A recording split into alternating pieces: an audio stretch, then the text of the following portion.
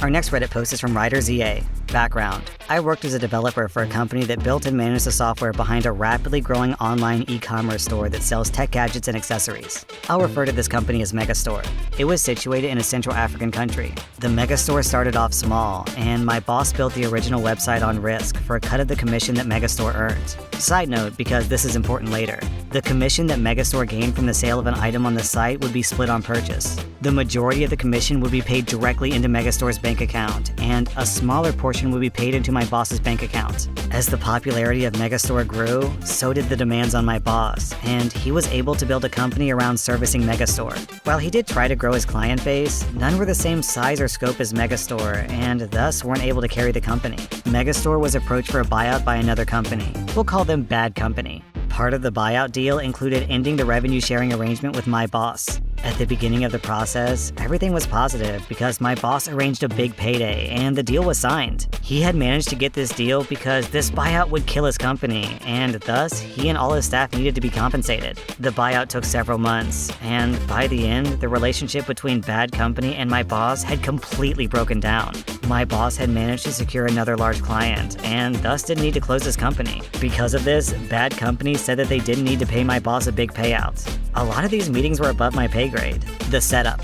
So we were in the final days of handing over the entire site to Bad Company.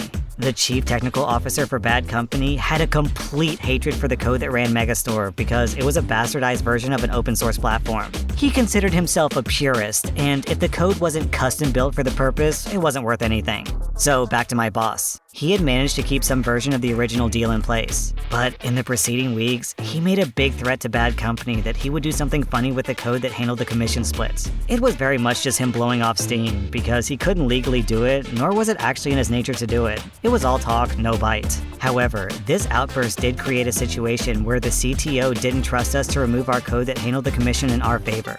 So, in the final build that we were required to hand over, we were meant to remove all code that handled the commission, and then the CTO would implement new code to handle the commission and then deploy it to the live site instead of us. The official documentation was reworded from the supply and deploy handover version to just a supply handover version. Great, less work for us. D-Day. So D-Day arrived, and we had actually completed the build a few days earlier with commission sharing code completely removed. And we were just sitting on this new version so we could hand it over on the day as contractually required to do so. So we handed it over in the morning, and we were all planning on heading out for a long lunch. Just before we left, we checked Megastore for the last time and noticed that the CTO had already deployed the handed over version. We were puzzled because we assumed that any development to the commission code would require extensive testing. We logged into the site and saw that no code for handing the commission in any fashion was there. There was nothing.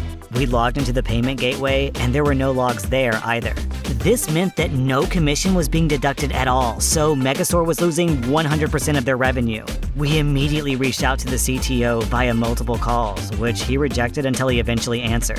Then he yelled that he was busy and that we should stop calling him, followed by him hanging up the phone. So my boss, concerned that this somehow would be thrown back in his face as the thing that he threatened that he would do, he instructed us to do a hotfix and to deploy it to the server without the CTO's approval, which we did. It was a messy fix using old code, and we put all the money into the Megastore account and only 1 cent into my boss's account, because something had to be deducted for the code to even work. 10 minutes after deploying the hotfix, the CTO called, accusing my boss of stealing. Many heated words were shared, followed by my boss putting the CTO on speaker and instructing all of us to record the conversation on our phones. The CTO informed us that he had already implemented the code, as he had noticed a completed build 2 days earlier. We tried to tell him that something was wrong, and he just replied that we were too simple-minded to understand custom code, because we were just simple web admins, nothing more, and that we had 30 minutes to remove the hotfix code. My boss got him to repeat the instructions one more time, and state that we had supplied a build that satisfied the conditions of the agreement, and then hung up on him as soon as he uttered those words. It took 5 minutes to revert the code. We were then instructed to all go to the lunch menu and leave our phones in our cars. The aftermath. Because D-Day was an end-of-the-month kind of deal, it happened to land on a Friday. So the loss of income was only reflected in the bank on the Monday or Tuesday of the following week. This meant the problem was only picked up after running commission-free for 3 to 4 days. My boss is aware of the amount of money lost, but we are not.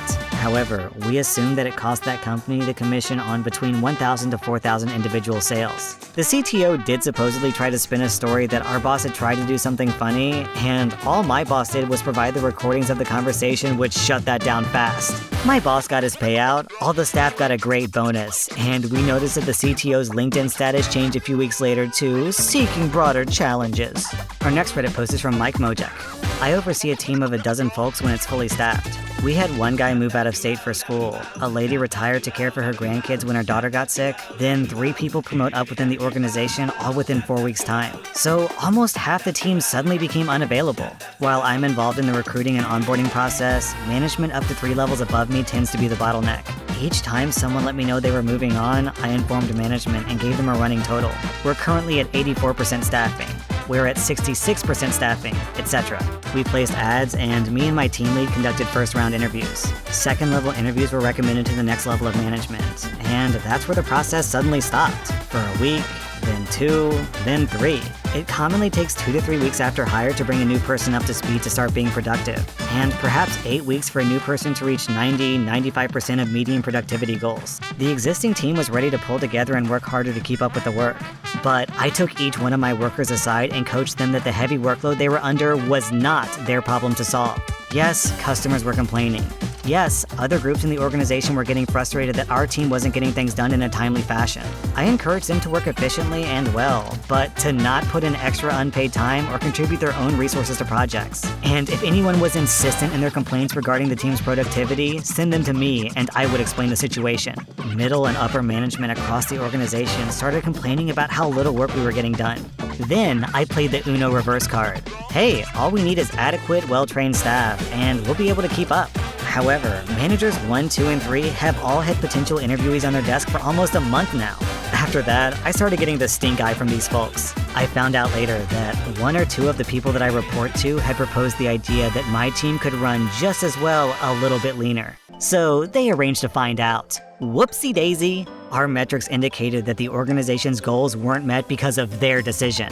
But I was able to provide the stats that my team's goals were met, and that in many respects, per-person efficiencies were improved. My team members got their bonus, but middle management failed to achieve, so no bonus for them this year. Wow, OP, major props to you. I'm pretty confident that they were expecting you to start cracking the whip and overworking your employees so that they would basically double their workload or work longer hours so that they could get all the work done. But you said, nah, I don't think so, and as a result, they missed their fat bonus. Our next Reddit post is from Hal Nicky. So my mother-in-law was pulling into a parking space at a Big Blue store, and the person parked in the space in front of her was starting to back out of the spot and left her cart there. So my mother-in-law went to grab the cart and just used that for her shopping. The woman had left her wallet in the seat of the cart though, so my mother-in-law flagged her down and got her attention.